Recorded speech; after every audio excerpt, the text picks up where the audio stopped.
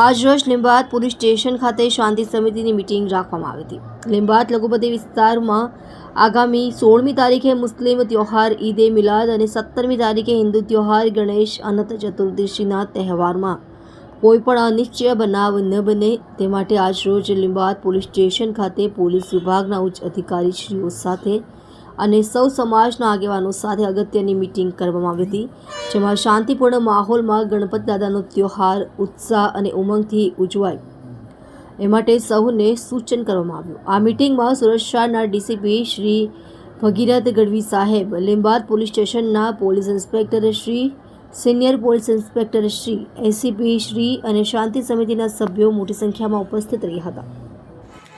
કલ્પેશ રાણા સાથે જોતા રહો ન્યૂઝ 9 ગુજરાતી, સુરત।